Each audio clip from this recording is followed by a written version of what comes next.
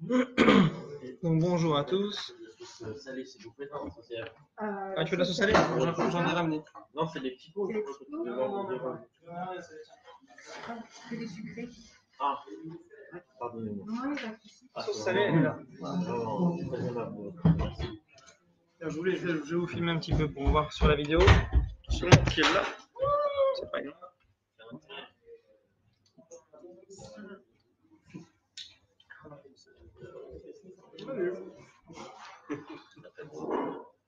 Voilà, bon appétit. Regardez, ceux qui sont là.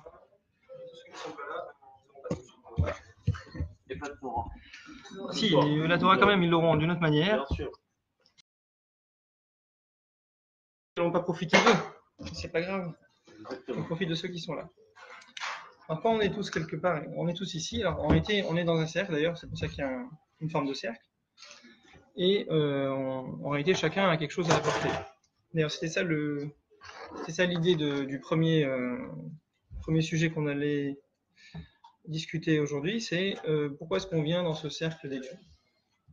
Enfin, est-ce que c'est parce qu'il y a des sushis ou parce qu'il fait bon, ou il fait frais, voilà, c'est bon, il y a des choses, il y a beaucoup d'avantages. Mais en réalité, qu'est-ce qu'on recherche? Qu'est-ce qu'on recherche? Alors, je me demande même en réalité, est-ce que ça vaut le coup de savoir ce qu'on recherche? D'accord? C'est vrai. Parce que quelquefois, on cherche quelque chose et on trouve autre chose. Et quelquefois, C'est vrai, on cherche. avoir un but quand même, malgré tout. En réalité, on ne trouve jamais ce qu'on cherche et on ne cherche jamais ce qu'on a trouvé. On l'a trouvé par hasard. Ce qu'on cherchait. On le trouve un peu par hasard. Moi, je suis arrivé à découvrir la Torah un peu par hasard. Je pense que tout le monde est un petit peu dans ce cas. On va dans un truc, on se dit bon, ouais, on est par ici, on passe par là, et on se retrouve à trouver quelque chose. Alors, oui, c'est sûr. Quelle est la kavana du cours? Voilà, c'était ça la question. C'est sûr que. Oui, c'est la kavana du cours. Bon, en réalité, ce que je veux dire, c'est que est-ce que c'est important de se poser la question? Parce que peut-être que finalement, ça va venir tout seul. Et peut-être qu'on va perdre un peu de la spontanéité en disant je cherche ça, sachant qu'on va trouver autre chose de toute façon. Donc, est-ce que ça vaut le coup de se poser la question? Comme c'est moi qui la pose. Ce qui m'intéresse, c'est la paracha de la semaine. Toi, t'intéresses la paracha de la semaine. Pourquoi? Parce que le calendrier est découpé en semaines, voilà. Jour par paracha, que ce qui m'intéresse, c'est ce qu'on va bien à Shabbat. Bah ouais, entre autres, mais il y a toujours Tu as raison. Il y a toujours des points de la paracha qui sont relatifs à l'actualité et des enseignements de l'époque, la vie. Tout à fait. Et toi, qu'est-ce que tu recherches ou est-ce que tu recherches rien de spécial? Tu attends ce qui va arriver. On peut aussi attendre ce qui va arriver. C'est-à-dire, moi, je dis, bon, je sais pas ce qui va se passer ce soir. On va peut-être prendre conscience de quelque chose de particulier. On reçoit quelque chose de particulier. Mais si on dit, je veux absolument ça, alors on va se limiter. On verra même pas ce qu'on reçoit. C'est possible. C'est vrai, mais ça c'est si on dit je veux absolument du coca avec un rondelle de citron voilà. et de glace, mais si je dis j'ai soif, je veux boire, là si tu on peut discuter, qu'est-ce qu'on va te proposer à boire. Oui, si on donne du Fanta, tu seras pas content. Alors qu'en réalité, c'est très bon. À la base, je voulais du coca, effectivement. Voilà. Si je veux seulement boire, donc en réalité, on est d'accord. On est d'accord sur l'idée qu'il ne faut pas se fixer un point spécial en se disant je veux absolument ça, sinon rien. Parce que c'est vrai qu'on va perdre tout le bénéfice de ce qu'on pourrait recevoir par ailleurs. Mais d'un autre côté, on a quand même un intérêt général. D'accord ? On a quand même un intérêt général. Parce que si on va dans un cours de Torah plutôt que d'aller écouter une conférence de philosophie, c'est bien parce qu'on regarde quand même malgré tout dans la Torah. Donc dans la Torah, il y a beaucoup de choses. C'est un infini la Torah. Donc on peut chercher aussi ailleurs. On peut très bien aller faire du. C'est pas un thème, disons que on focalise notre attention sur la Torah. D'accord? Et c'est un petit peu ça le cercle du mardi, on va dire. C'est qu'on essaie de se focaliser sur la Torah. Maintenant, la Torah, c'est un bien grand mot. Parce que il y a des gens qui prétendent la Torah que c'est leur inspiration et que c'est leur inspiration. Oui, il y a des gens qui prétendent que la Torah c'est leur inspiration et qui n'ont pas et qu'on ne comprend pas, sans vouloir les juger, on ne comprend pas. Par exemple, ce que tu as posté tout à l'heure, l'histoire des ultra-orthodoxes, comme on dit entre guillemets, qui veulent pas s'asseoir sur. C'est toi qui as posté ça ou pas? Oui. Voilà. Qui veulent pas s'asseoir à côté d'une femme dans l'avion, c'est-à-dire qui font tout plein d'histoires pour ça. c'est vrai qu'on ne comprend pas vraiment. Parce que moi, bon, je m'assois et bon, si c'est comme ça, c'est comme ça. Voilà. Puis c'est pas la peine d'en faire toute une histoire et au point que ça devient une affaire. Ça casse l'ambiance dans l'avion. Les gens sont stressés, ça rajoute. Voilà. Et ça Non, retarde. tout ça pour dire, bon, sans parler du sujet en particulier, bon, après, on ne juge pas ces gens, mais ça veut dire qu'on ne les comprend pas. Après, peut-être Je que comprends ça pas peut à aussi quel point. cohabiter avec les lois internationales. De toute façon, quand je rentre dans un avion,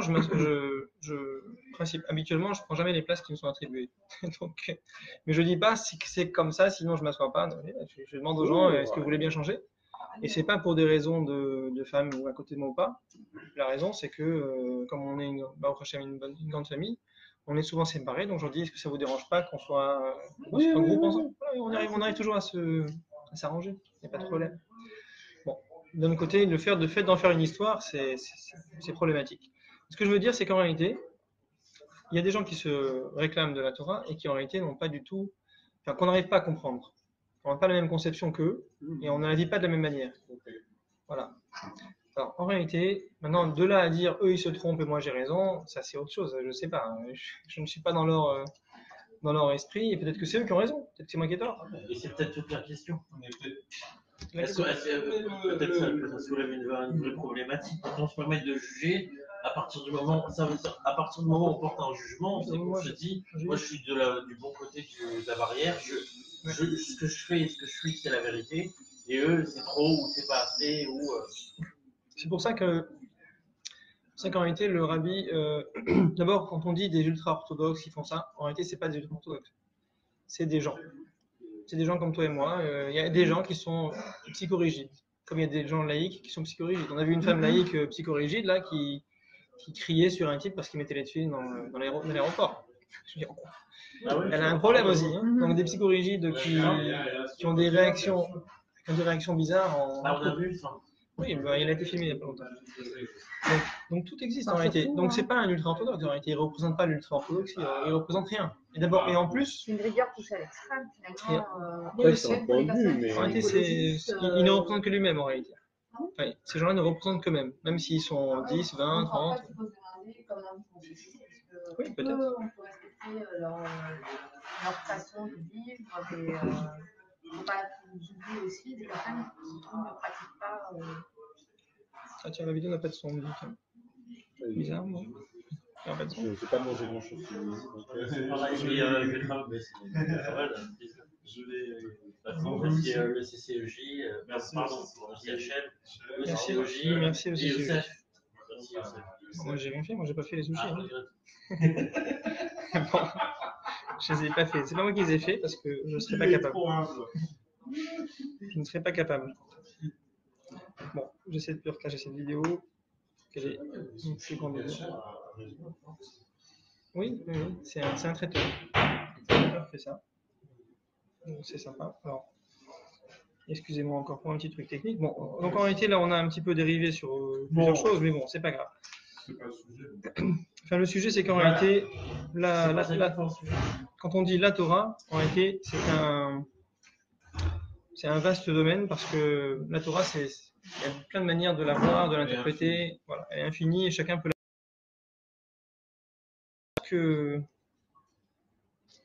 Ce qu'on peut voir, c'est que d'une certaine manière, oui, alors peut-être qu'il y a 70 manières de la voir, de la vivre, etc. Mais il y a aussi des manières qui ne sont pas, qui nous induisent en erreur. Et là, cette fois-ci, c'est pas une façon de la Torah qu'on peut accepter. Qu'est-ce qui nous induit en erreur? Moi, c'est un petit peu mon point de vue que je vous donne. Je ne vais pas demander le vôtre d'ailleurs. Pourquoi vous venez? Qu'est-ce que vous cherchez dans un cours? Dans un cours, moi, je me laisse porter en fait. Ah, bien. Oui, parce que du moment où je cherchais une réponse à certaines questions et finalement, ça fait très mal dans mon quotidien et ça me portait préjudice. Donc maintenant, j'apprends et puis on voit, si j'arrive à comprendre, je regarde dans mon esprit et puis ça va ressortir tout seul. Très bien. Je pense que c'est une bonne démarche. Parce que voilà, on est ouvert à ce qui arrive. Voilà. On vit ce qui arrive. Voilà, ce qui arrive, quelque chose peut arriver.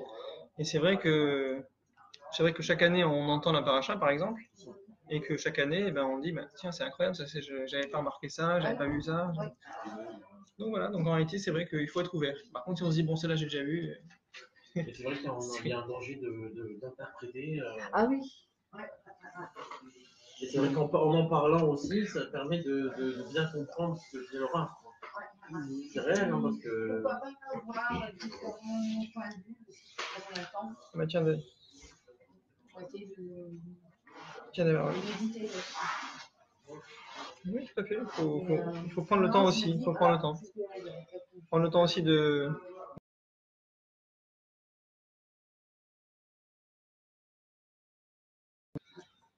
On peut creuser là-dessus. Alors, en réalité, j'ai une transition qui me vient. Donc, on va faire la transition sur le deuxième sujet. Bien sûr. Regardons.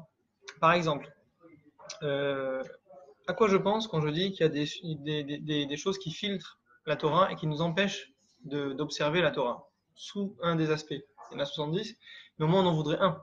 Et quelquefois on n'arrive même pas à atteindre un. Pourquoi? Parce qu'on a entre la Torah et nous, on a un espèce de voile. Et ce voile, c'est quoi? C'est la traduction que d'autres ont fait pour nous. Donc ils nous ont digéré la Torah de certaine manière, à leur manière, et ils nous la transmettent d'une certaine manière. Par exemple, la traduction. La traduction, c'est typiquement ça. Parce que voilà, la traduction, c'est une manière d'interpréter les choses qui ne dit pas son nom. Parce que quand on lit une traduction, on se dit, bon, c'est le texte qui est traduit. Mais ce n'est pas le texte qui est traduit, c'est l'interprétation du texte. Et l'interprétation du texte dans une autre langue en plus, avec d'autres idées. Donc ces idées-là vont venir nous... En réalité, ce n'est pas la Torah qu'on va étudier, ce sont les idées qui sont à travers cette langue, qui ont été données à travers ce traducteur. D'accord ou pas? De la même manière, le rap, c'est lui qui donne le cours. Bien sûr. Évidemment, lui, le rap, il transmet. Lui aussi, c'est un canal.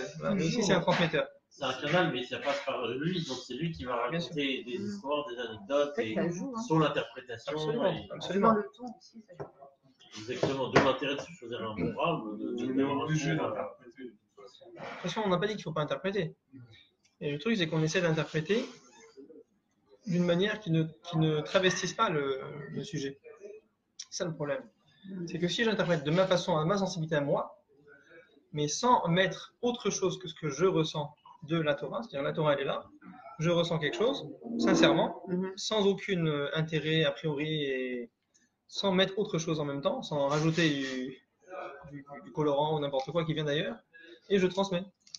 En réalité, je transmets ma vision des choses, mais ça reste quand même une vision que j'espère être honnête, objective d'une certaine manière, même si elle est subjective, mais le plus objectif possible.